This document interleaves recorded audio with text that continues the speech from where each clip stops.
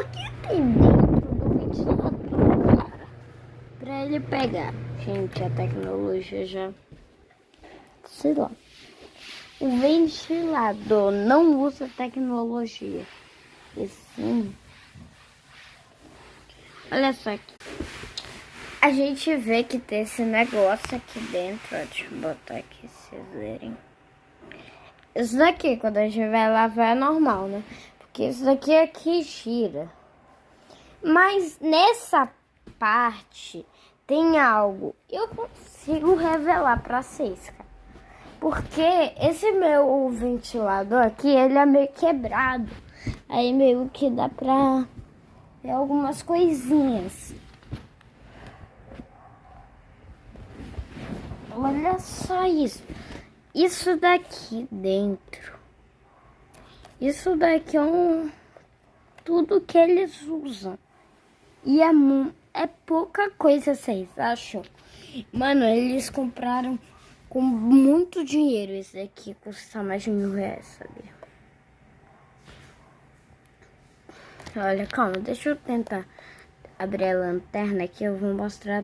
Olha isso, gente. Olha isso. Isso aqui tudo eles compraram. Usam fio, ó. Daqui é toda sujeira, tá, gente? Olha, tinta.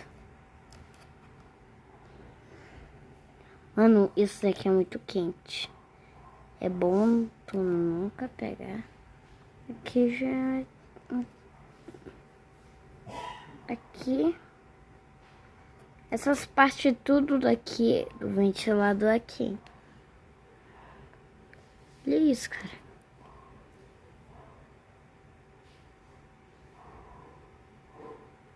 Olha na parte de cima menor. Gente, aqui tem tudo dentro do ventilador. Aí por isso que funciona essa parte aqui.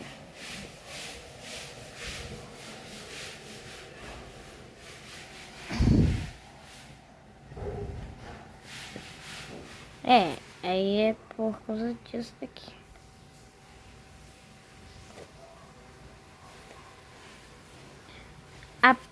O meio que ruim é porque minha mãe quer tá...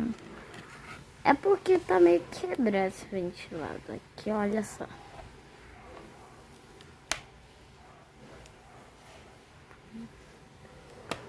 Isso.